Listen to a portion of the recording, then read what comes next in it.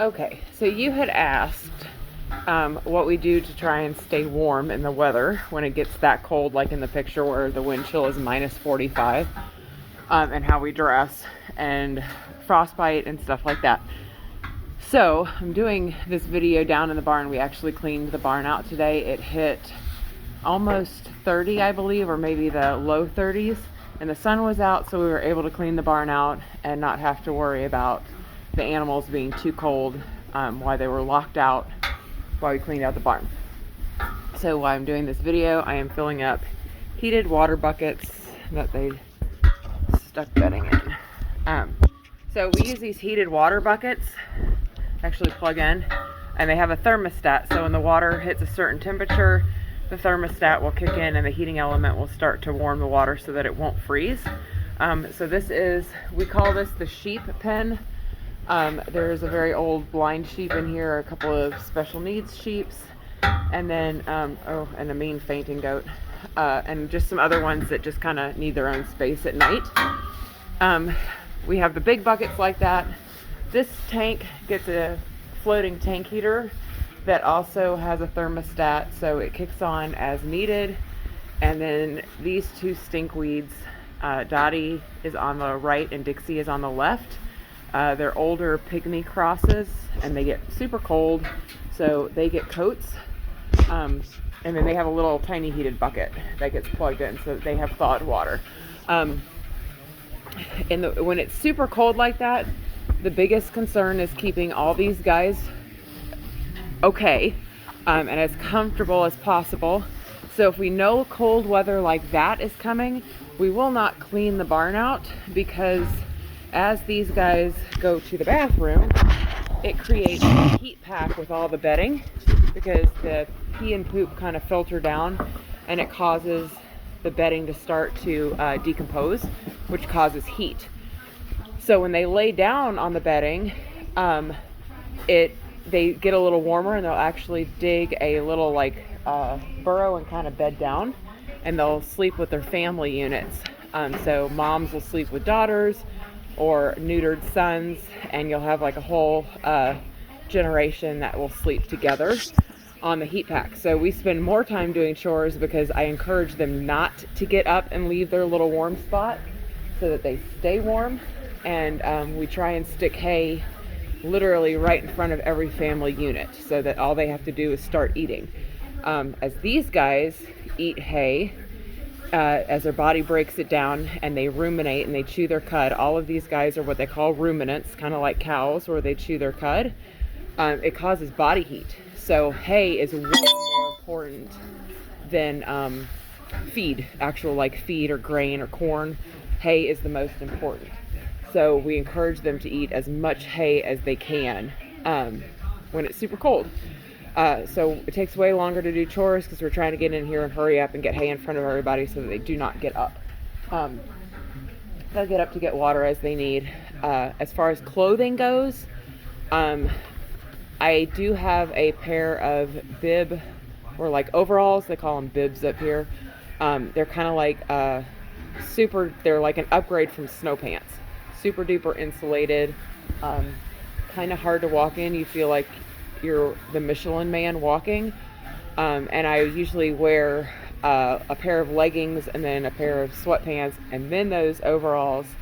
And then I have a thick coat, heavy duty gloves, wool socks, snow boots, and then I've got a hat that actually has a face covering to it, so basically the only thing exposed is my eyes. I didn't think about some of this before I got them done, but I've got a lot of piercings in my ears, and then one in my nose, and a Maryland piercing, and they get super cold, so I have to keep them covered up, otherwise the metal gets too cold. Dogs. Klaus, shush, please.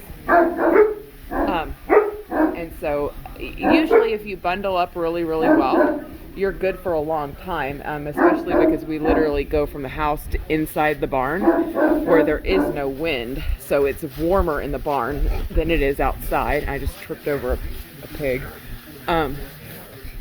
So it's not as bad in the barn as it is outside.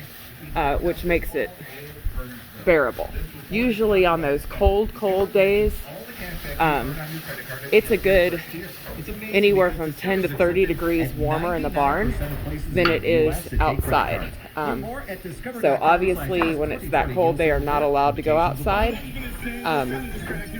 I have a small section in one of the heated barns where the pigs are. It's on the other side that any goats that are really struggling with the cold get to be moved to.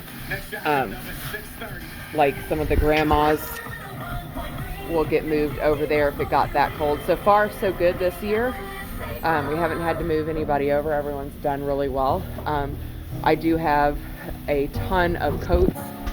A lot of times the alpaca have to be coated because they just don't do so well in that cold of weather, so they all have coats.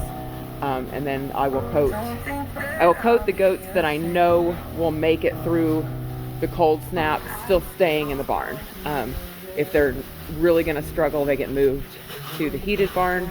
The dogs do fine. This is a Great Pyrenees. Klaus. He is, I think he might be 4 now, and he loves the cold. And then there is Lacey, and there is Cagney. These are actually sisters, full sisters, and they are Anatolian shepherds, and they do well in the cold too. So of course they're not allowed to go outside because that kind of cold is too hard on their feet. My horses will get coated. I kind of have a huge collection of coats for everybody in every size. These pigs will stay in here. They will literally bury themselves in the bedding. They will dig down underneath. All this bedding is concrete, and they will dig down to the concrete, which will warm up from all the decomposing bedding, and they will bury themselves to where you can't even see them, and oftentimes will even accidentally step on them. And they will bury down and stay warm and stay hidden underneath there until it warms back up. So that is how that goes as far as the house dogs. We've got a Great Dane in the house, a Rat Terrier, and 2 Great Pyrenees crosses. And the Rat Terrier, because she's little, I'll just put a puppy pad down and she's allowed to use the puppy pad. And then the other dogs will hurry up and go outside and then come right back in. So it usually, that kind of weather doesn't last for more than a day or so. The problem with that kind of weather is the winds. We get ridiculous winds here. It'll be 20-mile-an-hour winds with 50-mile-an-hour gusts. And that's what's brutal because you can't get away from it. 2 years ago, over the winter, Harrison was working at Pizza Hut. It was his senior year in high school, and we had so much snow and so much brutally cold winter that there was like 6 weeks of school that they maybe went 10 days to. They actually overturned the snow day rule for Minnesota because you couldn't go to school. It was too cold and too dangerous. So luckily most of Harrison's friends basically stayed with us during that, so they could hang out and have fun. And Harrison actually was coming home from Pizza Hut one night and went in the ditch about half a mile from the house. And of course it was a Friday night, so it was about 2 a.m. when he went into the ditch. And Alan went and got the tractor and pulled him out. The car that was behind him went in the ditch right behind him. So that guy got pulled out. Luckily all Harrison's friends made it out here safely.